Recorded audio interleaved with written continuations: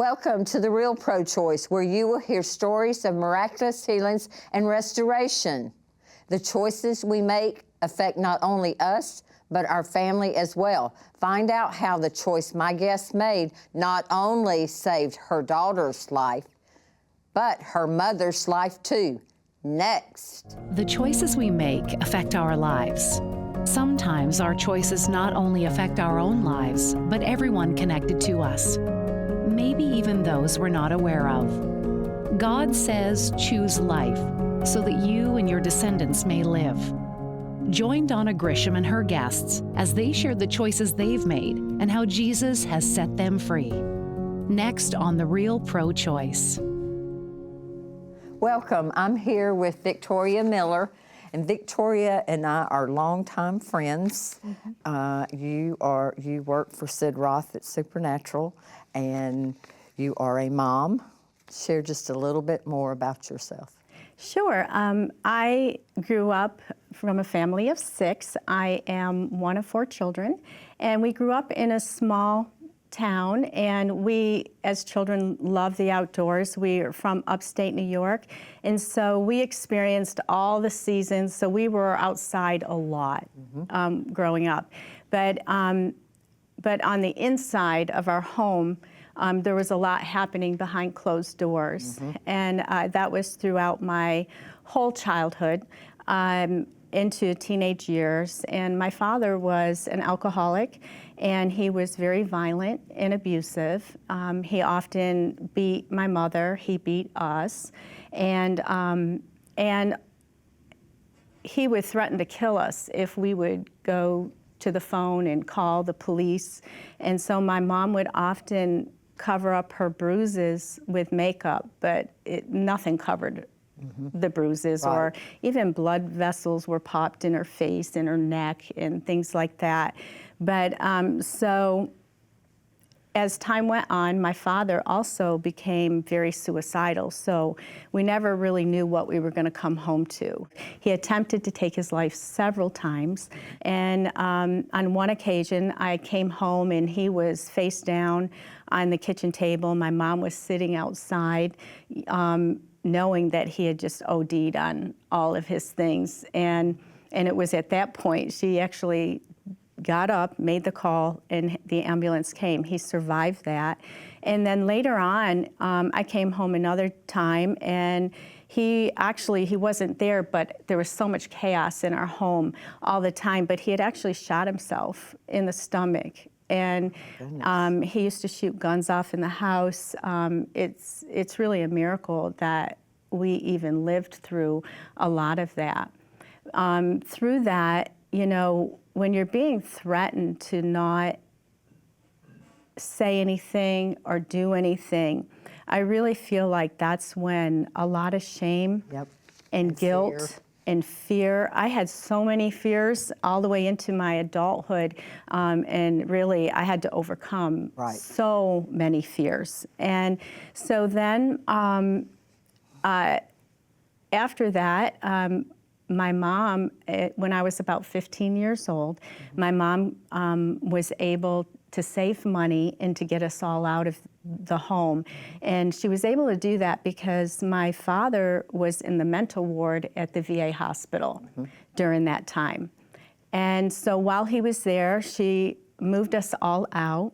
But one particular night, my sister and brother decided to go stay in our childhood home. There was nobody else there with them. She was babysitting for a teacher that night, and while they were there, the house caught on fire, and my sister was not able to get out, and she passed away in that fire. How old was your sister at that time? She was 12. And you were 15? I was 15, and my other brother actually was 15 too. We were actually only 11 months apart. Okay. So he was getting ready to turn 16.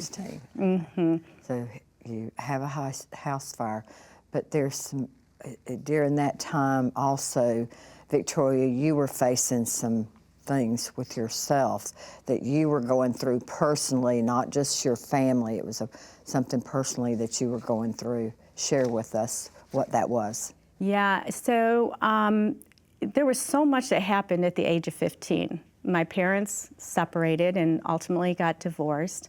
And of course the fire happened, and trying to really make any sense out of any of that was almost impossible at that age. And then also, we really didn't have supervision because my mom worked third shift, and she was the adult in the home, and so we did all kinds of things. We invited people over to our home, we had parties, we did drugs, and I met a boy, had sexual relations with him one time, and ended up getting pregnant, and I was 15 years old. So that was going on too. And so your mom was facing your dad's in the mental hospital. Yes. The house just burnt down. She lost her youngest child, really. Yes. And she's facing all these things that are going on. Did you share with her that you were pregnant, or what happened? Yeah, it took a bit, because growing up the way we did, we really didn't, when we had a need, we didn't go and say, I'm hurting, I have a need. That wasn't almost allowed in our upbringing. So it was really hard to go and say, I'm pregnant. And her first reaction was, well, maybe I can send you away, and then you can have the baby, and then give the baby away. And then ultimately, she did make the decision for me to have an abortion. So she made the decision for you to have an abortion. And do you remember anything about going to have the abortion? What happened? I remember some. I don't remember everything, but I do remember some of it. And I definitely remember the next day. I actually went to school. I was in high school, and I just remember just feeling like I was carrying around all this stuff about myself and just feeling so bad, and yet there was still no one to talk to. Right. And yeah. And so what transpired after that? Oh gosh, I went into a full-blown eating disorder. I was anorexic for so many years. And back then, all those years ago, it wasn't advertised. I didn't even know I had an eating disorder. I literally just stopped eating. Right. I just was not hungry, so I ate very little, and I just was very small. At one point, I weighed like 85 pounds. Oh my goodness. Yeah, that is small. Yeah, and that actually went into all the way into many, many years later. Okay, now let's fast forward, and you're 26 years old. Yes. You're married. Yes, yeah, I got married at 26. The marriage lasted about 1 year and 9 months. He was abusive, very irresponsible, on drugs, and one day I say to him, we really need to get help. I can't live like this anymore. And I gave him an ultimatum, and he chose to leave. And one day I came home, he just had everything packed up, his stuff, and he just walked out and left. But prior to that, I had already started seeing a therapist. So now I am, I don't know, probably 27 maybe at this point, between 27 and 28. So I am seeing a therapist, which was really hard for me because my whole life I just shoved everything down. Yeah. Pretty much my whole life. And then, so I started seeing the therapist, and during that time, I started confiding in him about my childhood and things like that. And one day he says to me, I'm leaving this particular agency, and I can't tell you where I'm going, but you can start seeing somebody else if you'd like to get some more counsel. Okay. And I said, I can't do that. Right. Okay, Victoria, we're going to take a break, and when we return, we'll hear more of Victoria's story. God values all life, even from conception. Donna Grisham and the vision of her ministry, Journeys of Choice, is to empower women through counseling, parenting classes, and by providing alternate options to choose life for themselves and their unborn child. With prayer and dependence on God, Journeys of Choice is committed to saving the lives of unborn children, while at the same time offering courage, assistance, and healing. For more information, visit journeysofchoice.org. Welcome back. I'm here with Victoria Miller. Victoria, you were sharing with us about you had just started seeing a therapist, so take it from there. Okay, so yeah, he had just started to say to me, okay, well, I'm leaving this agency, and if you'd like to stay, you'll have to see someone else. I can't let you know where I'm going.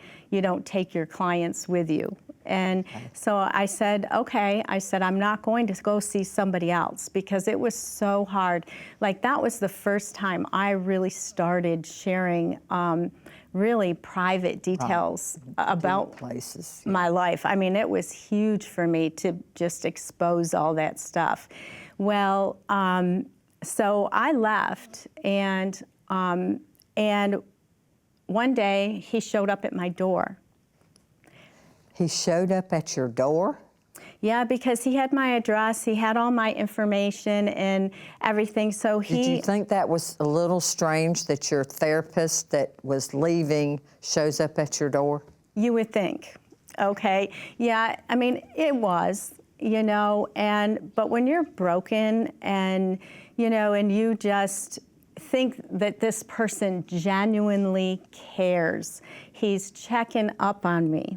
He wants to see how I'm doing. And so you think, okay, this is good, And so, yeah, he comes to my door. Well, that visit ended up being another visit and another visit, and now we're in a full-blown relationship. And in that time frame, I ended up getting pregnant again. Okay. And he did not want the baby. He wanted me to abort the baby. And in the meantime, I mean, there's so much going on in my life. My one brother, he could not believe that I had gotten pregnant, and the father of the baby is very dark-skinned, and he was very prejudiced, and all of that just started coming up, and he was literally threatening me, and him as well. And then my husband, who left, started coming around as well. And he found out I was pregnant. And so he would come, and one night he pounded on my door so hard that pieces of the door were just breaking off in the inside. So you have all these men, these three that are threatening you. Yes. And your ex-husband, or he was still your husband at the time. Right. Okay, he's still your husband. You have him there, and he's threatening you. Did he think that the baby was his? Or? No, he knew. Okay. No, he knew it. He knew it. I knew it. And I actually scheduled an appointment to have the abortion, because my dear friend at the time, the people that are really close to you, whether they know what's best for you or not, she thought that the best thing for me would be to abort the child. She was trying to help you. Right. That was the point. She was trying to help you. Right. And and you value their opinion. Right. I mean, you really value it so much. And it's really a miracle that I went against that. Right. And said, I scheduled the appointment, but I couldn't go through with it. And so then when the therapist knew that I wasn't going to go through with it, there were more threats that came. And he started calling and leaving messages on my answering machine saying that he was going to make me look like an unfit mother, and everything that I confided in him about, he was going to expose it. So you started getting a little bit more fearful very fearful through the whole pregnancy, looking over my shoulder. And did the thought after all these threats continue, and then after he threatened you again with that, did you think, well, maybe this would be the right answer? No, actually, because during that time, now 8 weeks into the pregnancy, my brother commits suicide. Okay. So now here I am pregnant again, and I have another sibling that dies Oh. while I'm pregnant. And so he commits suicide, and then something kind of shifted in me after that. Because even though I didn't know the Lord during all this time, but, you know, I did have an attitude just because of my life. Wait a minute, I had Victoria, a big attitude. You had an attitude? That's hard for me to believe. It does come out still once in a while. But yeah, so, oh yeah, I had a big attitude. And when that happened, my attitude was, I spent so much time trying to forget I was pregnant, hide the pregnancy. But when my brother committed suicide, and I never told him I was pregnant, and I just didn't care. At that point, I didn't care who knew. So, I mean, I didn't, you know, because I still hid it for a long time. I hid the pregnancy all the way up until I was 5 or 6 months pregnant. I mean, I was only 98 pounds. I was still anorexic. I was 98 pounds, you know, a month pregnant. Right. And so trying to force myself to eat, because I just, in my thoughts, I'm like, I cannot be responsible for another death. Right. So I forced myself to eat through that whole pregnancy. And so you move forward, you end up having your daughter. Yeah, I did. But during that whole pregnancy too, you know, my mom, now this is her second child that she's lost to tragedy. And so she wasn't there for me. So that whole pregnancy, I really was alone. I mean, there wasn't really too many people in my life. I had my one girlfriend, you know, but I was by myself. I was abandoned. I was betrayed. Yep. And your mom was sort of like your brother, that he was prejudiced. Your mom had some prejudice, you know, in her, and she, you know, you didn't really want to talk to your mom a lot because of that. Yeah, she was prejudiced, and at the time she was married to one of the most prejudiced people that I've ever known in my entire life. So she was actually living under that for all those years as well. And so when she found out I was pregnant, I mean, just to think, oh no, the color of the baby's skin, you know. And plus when my brother died, it was like she just kind of checked out, because she fell into a deep depression. And so she was just trying to survive herself, and I'm trying to survive over here, you know. But and so both of you were trying to survive and trying to get through, trying to, you know, cope with the, you know, I mean, it has to be hard. You are pregnant, but also losing your brother. You know, you had lost your sister. During a pregnancy. Also, you were 15. You lost your sister. Now you're facing this, and then your mother's like, she's checked out. You don't have anybody to help you through. You know, you're gonna be a new mother, and. So. Right. I mean, I don't even know how I'm going to make my bills. I mean, I don't even know how I'm going to survive, let alone raise a child. Right. And when we return, Victoria's going to share more of her story.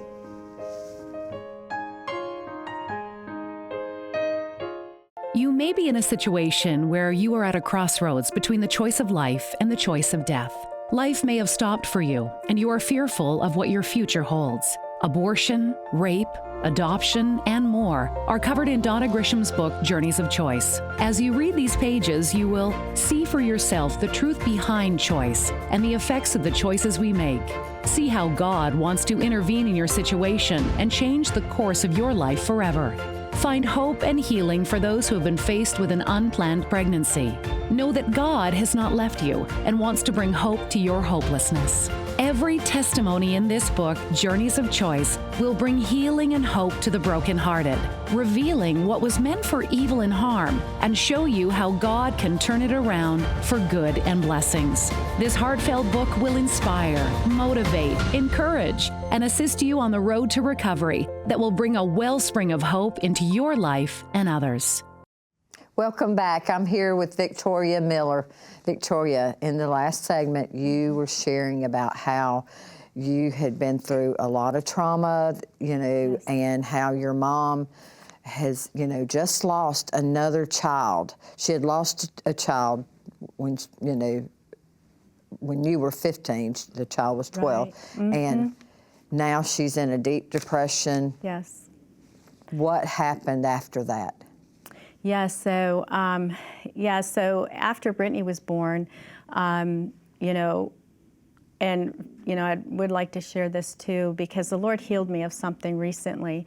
The delivery, the whole labor was incredibly difficult. Mm-hmm. And to the point where I really didn't even want to have another, I just didn't want to have another child, but, and the Lord, all these years go by, and I recently was set free from trauma in my body from the labor and delivery. It's amazing how God can just revisit something in your Right. life and bring healing. Yeah. But so my mom, when Brittany was born, my mom was actually suicidal prior to that and just depressed and didn't want to live and all of that. But when Brittany was born, it changed everything. She was no longer prejudiced. It kind of broke in our family. Spirit of prejudice. Yes, that spirit broke, and she loved Brittany so much, and it gave her purpose. Wow. And even till this day, Brittany is a light. When Brittany was born, she was a light. She was full of joy. She's still full of joy. I know God, it's so true. I know God, put that in her. And so she brought a lot of joy to me, a lot of joy to my mom. And my mom's doing great. And they have an amazing relationship, too, till this day. Wow. They're very close. Wow. Wow. That's amazing, Victoria, how God can just take, broken places of our life and just, mend things and put things back together. How that your family has been so broken and so, Yes. All the death that you've had in your family and the depression and all the things that you have encountered and went through, and to see you flourishing like you are today. You glow. I just see Jesus all over you, and you just are shining, and now you're being used, to help other women and people that go through these hard places. So, I just want you to talk from your heart. We've heard the story of all the broken pieces of your life. Mm-hmm. And now, where are you at now, Victoria? Where are you at now? Oh, gosh. Well, and there's really so much more. But the thing is that I have joy. I have the joy of the Lord. I don't feel, I did have another sibling as well. I had, 2 brothers and a sister. That sibling also died tragically at an early death. And so, I am the last surviving sibling. And even with everything, the Lord has miraculously just healed me from all of that. There's things that might come up once in a while, which to me, I mean, everything that I work through, when something comes up, I just welcome it from God because, you know, I know He's going to set me free. Exactly. So, but yeah, so through everything, I'm amazed at what God's done. I mean, I look and go, why aren't I crazy? Why aren't I sad? Why aren't I depressed? Yeah. Why don't I have anxiety? It's because of Jesus. I mean, you know. So what does God have you doing now, and how are you being used to reach others to help them? Right. So over the years, you know, I just really have grown in the way of, you know, people just need to know the love of Jesus. And when they know that love from Jesus and you are representing Him, it ministers to people. It helps them to open up. And so I really direct people to Him because He's the only one that's going to really, He's the only one that will take away their pain, their sorrow, anything that they're going through. He's the one that will never leave them, never forsake them. Yes, yes. And your relationship with your mom is, you're doing Oh my good? goodness, well, that was a journey, but that was definitely a journey, but it is one of the most miraculous testimonies that I have in what God did with my relationship with my mother. Wow. It's absolutely amazing. Well, what would you say if you could talk to somebody that has struggled with the traumas of life? May not be the same struggles that you had to go through, Right. but they're going through something. Could you just look into the camera and just talk to that one person? Yes, well, I really feel like the Lord wanted me to bring this up. I read something recently, and I'm going to try to remember it to the best of my ability, but you will understand it when I say it. A lot of times when you go through so much trauma and things just always seem to go wrong and you're just trying to survive, you're always thinking about the next bad thing that's going to happen. And I just want to say that instead of looking at the next bad thing that's going to happen, I'm praying that you choose today to think about what good is going to happen to you today. And I pray that you will just remember and take a step of faith if you haven't talked about it with anyone. That's where my freedom came. I started to open up and talk to people. So I pray you'll take a step of faith and reach out and talk to somebody. And be blessed. You know, Jesus can heal anything. And I just pray that He will bring people in your life, in this ministry of Donna's. I mean, she's reaching so many people. I just bless you. Jesus loves you. And I pray and believe that you too can be set free in Jesus' name. Thank you, Victoria, for being with us today, being with me today, and thank you so much for sharing your wonderful testimony of how God has just mended the broken pieces of your life. And thank you for joining us today. Visit my website, journeysofchoice.org. I'd love to hear from you. See you next week on The Real Pro Choice.